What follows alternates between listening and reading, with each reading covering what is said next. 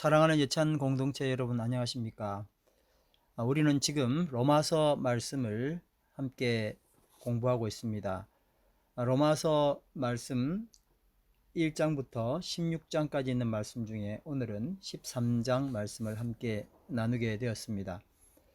크게 우리가 지난주에도 말씀드렸던 것처럼 요약을 한다면 1장부터 11장까지 하나님께서 우리를 위해 어떤 일을 하셨는가, 하나님의 열심이 무엇인가 하는 이야기를 우리가 나누게 되었습니다.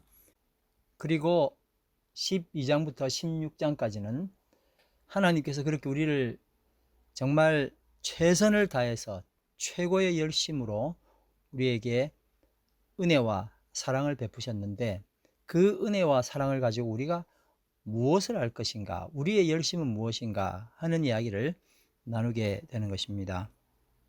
오늘 그 말씀 중에 지난주에 12장 했었고 13장 말씀을 함께 나누겠습니다.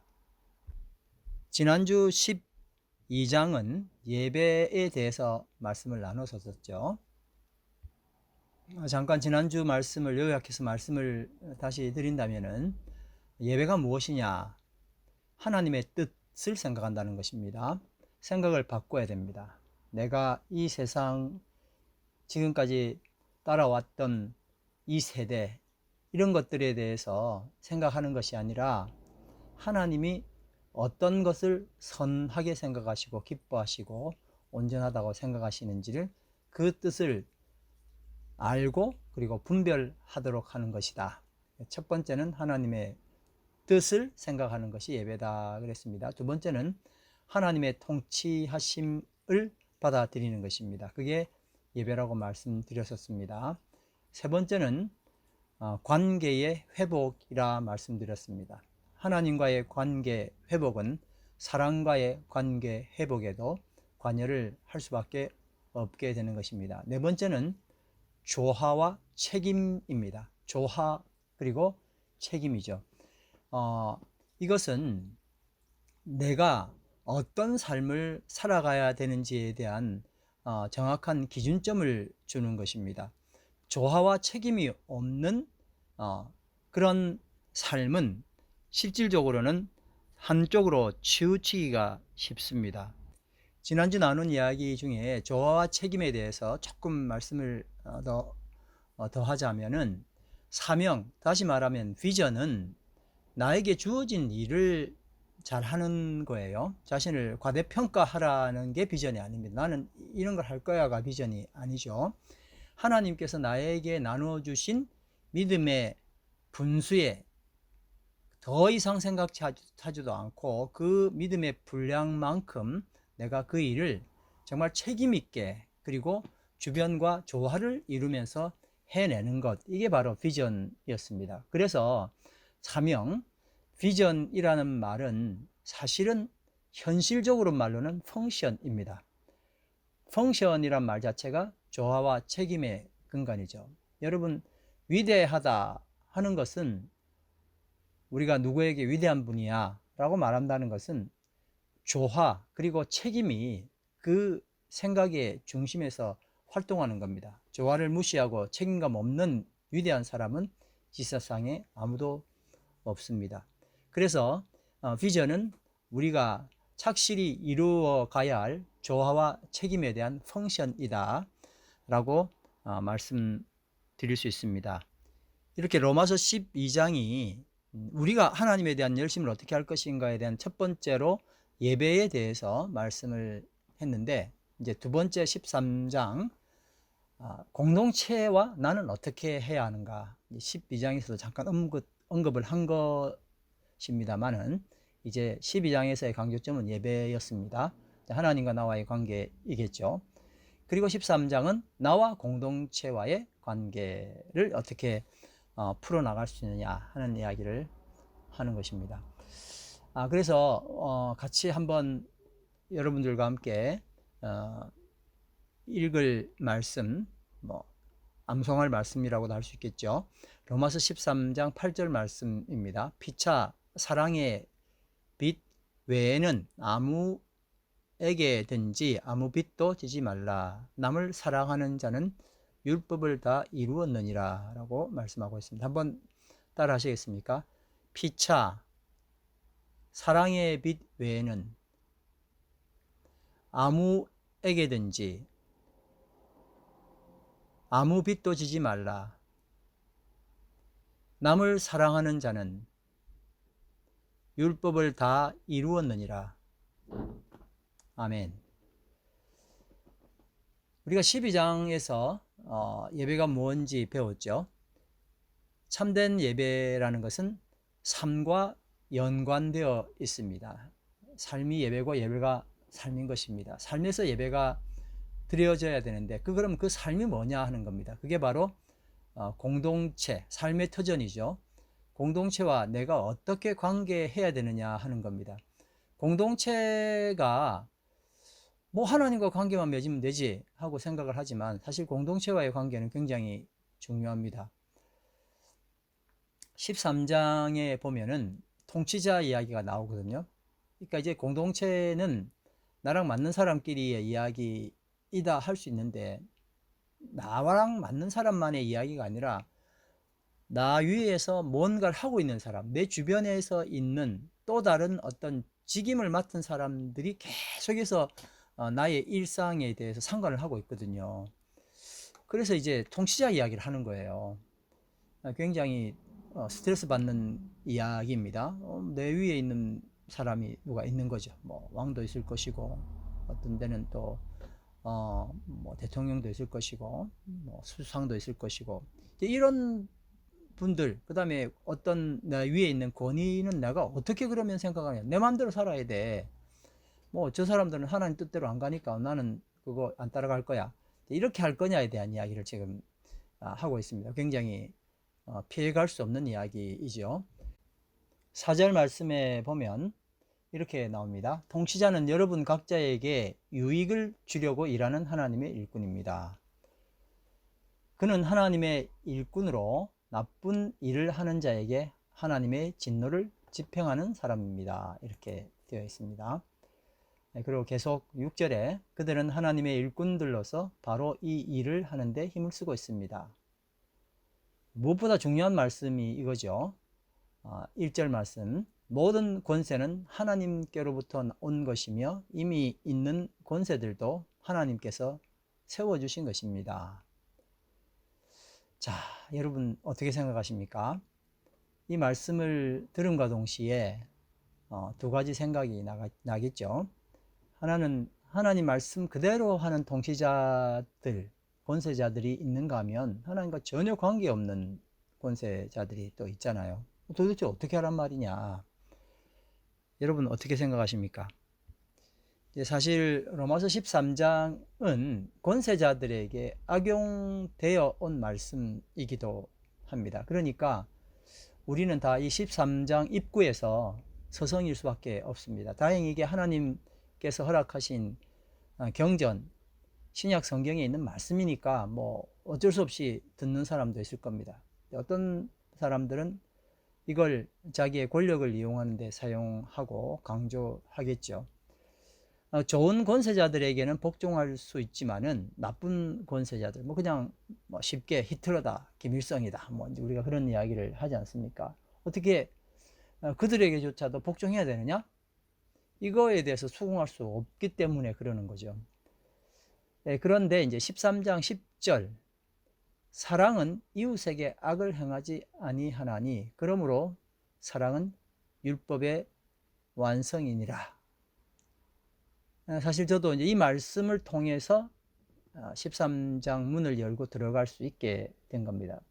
동의가 일단 안 됐으니까요. 그런데 이 말씀 13장 10절 말씀, 사랑은 이웃에게 악을 행하지 아니하나니 그러므로 사랑은 율법의 완성이니라. 어제 스데반 이야기를 큐티 그리고 성경 통독 말씀을 통해서 보게 되었는데, 스데반이 돌에 맞아 죽으면서 했던 기도가 저 불법을 행하는 자들은 벌하시옵소서라는 게 아니라 저들이 하는 죄를 알지 못합니다. 저들에게 돌리지 마시고 사해 주십시오 라고 말을 한단 말이에요. 이게 무슨 뭐 멋지게 보이려고 하는 게 아니죠. 그의 삶의 간증이고 이것이 바로 로마서에서 13장에서 말하는 말씀이기도 하고 주님께서 우리에게 주신 말씀이기도 한 겁니다. 자, 그러면은 우리는 선악 이걸 구별하지 않고 사랑이 필요한 사람들에게 하나님의 사랑을 나누어 줘야 하는 사람입니다. 우리는 하나님이 만드시고 하나님이 허락하신 그런 흐름을 막는 사람이 아니라 지속되도록 하는 사람이 되어야 됩니다. 하나님께서 그 악한 자도 세우셨어요. 그래서 그 어떤 펑션에 그 일을 감당하도록 세웠는데 내가 그걸 막는다고 되는 게 아닙니다. 내가 해야 될 일은 또 따로 있는 겁니다. 이런 맥락에서 13장 1절을 읽어보면 각 사람은 위에 있는 권세들에게 복종하라. 권세는 하나님으로부터 나지 않음이 없나니 모든 권세는 다 하나님께서 정하신 바라 그랬습니다. 악인도 있고 선인도 있습니다. 그러니까 우리는 출애굽기를 보면서 바로가 그렇게 못된 일을 했기 때문에 바로가 사라져야 된다고 생각할 수도 있겠잖아요. 그러나 하나님이 하신 일이에요. 그 바로로 인해서 하나님은 하나님의 일을 하셨던 거거든요. 이스라엘 백성들이 큰 부를 가지고 애굽에서 나오리라 하신 하나님의 예언을 이루어야 하기 때문에 그 바로는 그 자리에 필요한 건데 그런 바로가 못됐다고 다 처치할 수는 없는 겁니다. 왜냐하면 모든 권위는 모든 권세는 하나님께서 이미 정하시고 그 일들이 되도록 하나님이 놔두신 정말 포석들이거든요. 그러니 내가 그것에 대해서 반대하고 뭐 그거 말 안 들을 거야 이렇게 할 게 아니라 내 일은 내가 또 따로 해야 될 게 있는 거예요. 그래서 그 권세자가 악인이든 선인이든 그에게서 하나님의 뜻이 이루어지도록 하는 것, 이게 우리가 해야 될 일입니다. 다시 말하면 권세자가 악인이든 선인이든 그에게서 하나님의 뜻이 이루어지도록 우리의 사랑을 나누어 주는 겁니다. 또 우리가 잘 아는 예가 있잖아요. 사무엘상 24장에 보면 다윗이 자기를 죽이기 위해서 찾아온 사울 왕을 만나는데 그때는 절호의 기회였습니다. 죽일 수 있는 절호의 기회가 된 게 사울이 다윗이 숨어있는 동굴 속으로 들어가서 용변을 보는 상황이었거든요. 그러니까 뭐 그냥 죽이면 죽는 겁니다. 다윗의 부하들이 드디어 때가 왔다고 그래서 이제 사울을 죽이겠다고 했는데 그때 다윗이 뭐라고 이야기를 합니까? 내가 감히 손을 들어서 주께서 기름 부어 세우신 우리의 임금님을 치겠느냐? 주께서 내가 그런 일을 하지 못하도록 나를 막아주시기를 바란다. 왕은 바로 주께서 기름 부어 세우신 분이기 때문이다. 라고 말하고 다윗은 이런 말로 자기 부하를 타이르고 그들이 일어나 사울을 치지 못하도록 그렇게 했던 겁니다. 계속해서 말씀이 어떻게 나오느냐면은 나쁜 권세자들이라 할지라도 그에게 복종하는 이유가 뭐냐? 그게 진노를살까 두려워서 그런 게 아니라는 겁니다. 그들이 하나님의 일꾼으로 바로 되어 이 일에 항상 힘쓰도록 하려고 내가 무서워서가 아니라는 겁니다. 이것이 악으로 악을 이기는 것이 아니라 선으로 악을 이기는 방법입니다. 그러니까 사랑의 빛 외에는 아무에게도 아무 빛도 지지 말라고 8절에 말씀하셨습니다. 아무도 미움이나 비판으로 문제를 해결할 수는 없습니다. 사랑만이 그 문제를 완성할 수 있는 유일한 방법입니다. 그게 10절에 나옵니다. 여러분 정말 중요한 이야기를 좀 말씀을 드리고 싶습니다. 혈액순환이 잘 되면 풍부한 영양, 산소 공급으로 백혈구의 활동이 활발해서 온갖 세균을 물리치게 되지요. 몸 구석구석 필요한 것에 제때제때 이런 신선함이 공급되기 때문에 신체의 고장이나 노화를 방지하게 됩니다. 사람의 몸이 아프다는 것은 결국 혈액순환이 잘 되지 않기 때문일 겁니다. 자, 여러분 그렇다면 공동체는 어떨까요? 공동체도 같은 이치입니다. 건강한 공동체는 하나님의 사랑의 흐름이 원활합니다. 하나님의 사랑입니다. 그런데 건강하지 못한 공동체는 이 사랑의 흐름이 느리거나 막혀 있다는 겁니다.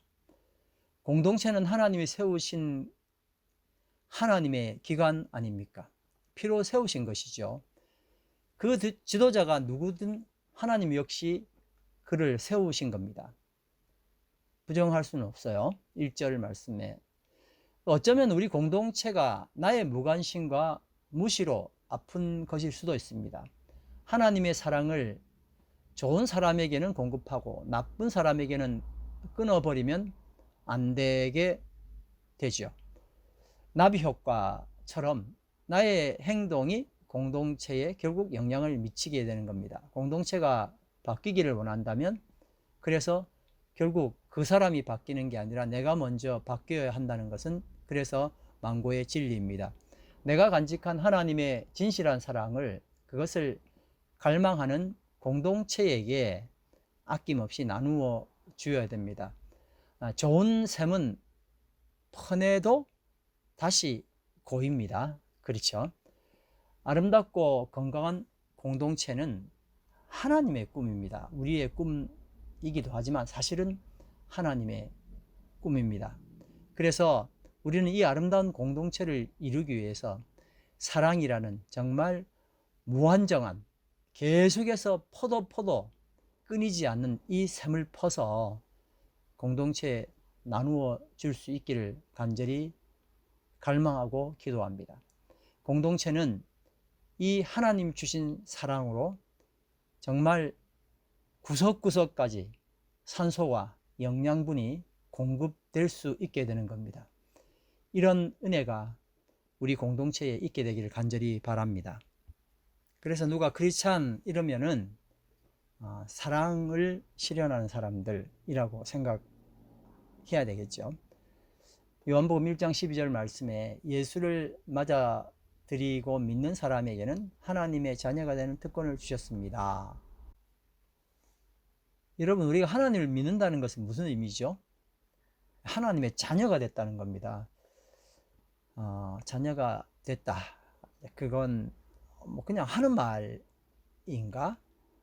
그게 아니고 진짜 하나님의 자녀가 됐다는 이 깊은 의미를 우리가 알았으면 좋겠습니다.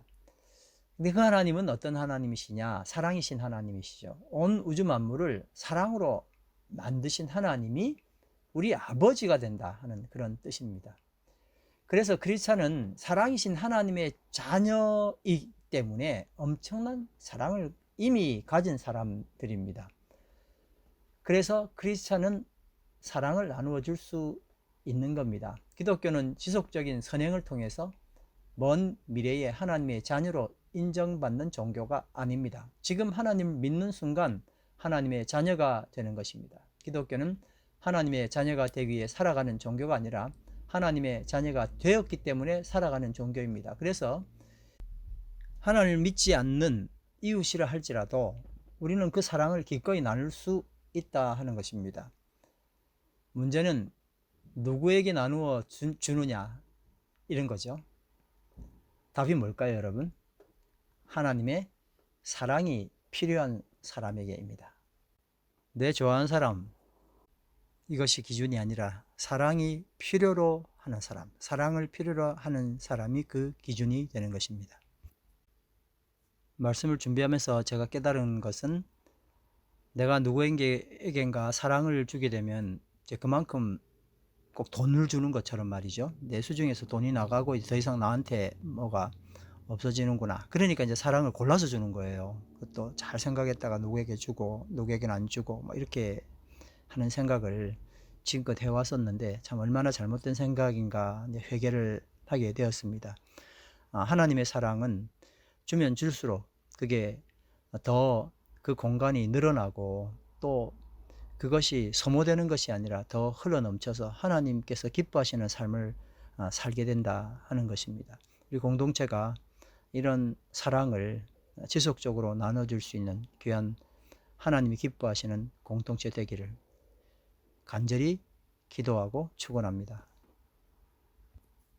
하나님, 당신의 열심으로 우리를 구원해 주신 것 이내 감사합니다. 하나님의 자녀가 되게 하여 주셔서 무한정한 사랑의 공급을 우리 속에 허락해 주시고, 그것을 이제는 나 혼자 간직하는 것이 아니라 퍼줌으로 공동체를 살찌게 하고 건강하게 만드는 직임을 허락해 주신 것을 감사합니다.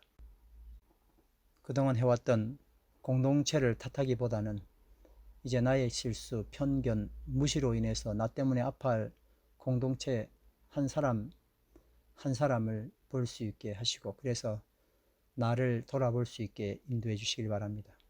악으로 악을 물리치는 이 세상의 방식이 아니라 선으로 악을 이길 방법을, 주님께서 허락하신 방법을 이제 저희들이 실현할 수 있도록 도와주십시오. 그래서 세상의 공동체가 아니라 예수 찬양 공동체, 예수를 기뻐하는 공동체, 예수에 의해서 세워진 예배 공동체가 아름답게 이 세상을 향해 빛과 소금의 직분을 감당해 나갈 수 있는 은혜가 있도록 주님 저희를 축복해 주시옵소서. 말로만 하는 것이 아니라 실질적 사랑이 우리 가운데 차고 넘치기를 간절히 바랍니다. 하나님의 자녀, 그래서 하나님의 사랑이 가득 차 있는 제 자신이, 그래서 펀해도 결코 줄지 않는 샘을 가지고 있는 제 자신임을 다시 생각할 수 있게 인도해 주시고, 이 마르지 않는 샘을 활용해서 공동체를 아름답게 변화시켜 나가는 것을 하나님께서 나에게 주신 사명으로 알고 그 사명을 잘 실현해 나갈 수 있는 은혜가 있도록 축복하여 주시옵소서. 예수님 이름으로 기도드립니다. 아멘.